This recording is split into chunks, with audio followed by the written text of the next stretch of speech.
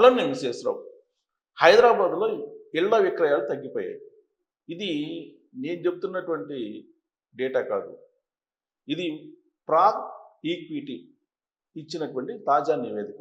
దీని ప్రకారం హైదరాబాద్లోనే కాదు, 2 టైర్ పట్టణాల్లో కూడా 9% ఇళ్ల విక్రయాలు తగ్గిపోయాయి. దీనికి రకరకాల కారణాలు.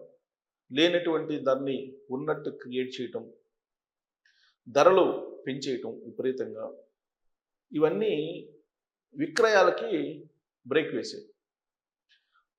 మధ్యతరగతి వర్గాలు దాదాపుగా 70-80 లక్షల లోపు ఉంటే కొనుగోలు చేస్తారు. 1 crore అబవ్ ఉంటే అసలు వాటి జోలికే వెళ్ళరు.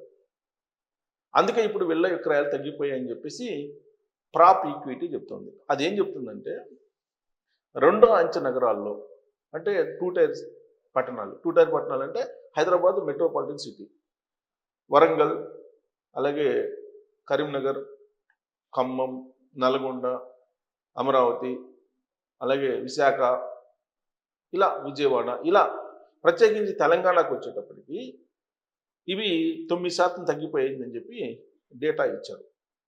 దాదాపు గత ఏడాదితో పోల్చుకుంటే 9 నుంచి 10% తగ్గిపోయి స్థిరాస్తి వ్యాపారం బాగా డౌన్ అయిపోయింది. ఈ డేటా అనలిటిక్ ప్లాట్ఫామ్ ప్రాప్ ఈక్విటీ ఇది డేటా అనాలిసిస్ చేస్తుంది. స్థిరాస్తి మీద డేటా అనలైజ్ చేస్తుంది. ఈ ఏడాది 10% తగ్గిందని చెప్పి ఇచ్చారు. అయితే విలువ పరంగా చూస్తే కనుక గత ఏడాది లాగానే విలువ పరంగా ఉన్నప్పటికీ కూడా ట్రాన్సాక్షన్స్ మాత్రం తగ్గిపోయాయని చెప్పి చెప్తుంది. కొత్త ఇళ్ళు ఏదైతే ఉన్నాయో ఆ కొత్త ఇళ్ళన్నీ కూడా 1 crore పైన, అంటే ఫ్లాట్స్, నేను చెప్పేది హౌసెస్ కాదు, ఫ్లాట్స్ 1 crore అబోవ్ ఉన్నాయి కాబట్టి అందుకని కొనుగోలు చేసేటువంటి వాళ్ళు తగ్గిపోయారు అని చెప్పి ప్రాక్ ఈక్విటీ CEO సమీర్ జసూజా చెప్పాడు. 1 కోటి కంటే ఎక్కువ ధరను కలిగినటువంటి ఇళ్ల అమ్మకాలు దాదాపు 9% తగ్గిపోయి మొత్తం అమ్ముడైనటువంటి ఇళ్లలో ఈ విభాగం వాటా 2024లో 23% కాగా 2025లో 28%కి పెరిగింది. ఏది మొత్తం అమ్ముడైన ఇళ్లలో 1 కోటి రూపాయలు తక్కువ అయితే వాటా, నేను చెప్పేది 1 కోటి రూపాయలు తక్కువ ఇళ్ల వాటా పెరిగింది, 1 కోటి రూపాయలు ఎక్కువ ఇళ్ల వాటా తగ్గింది. అంటే పేద మధ్యతరగతి వర్గాలకు అందుబాటులో లేనటువంటి ఫ్లాట్స్ నిర్మాణ రంగం ఉంది. ఆ కారణం చేత ఓవరాల్గా క్రయ విక్రయాలు తగ్గిపోయాయి.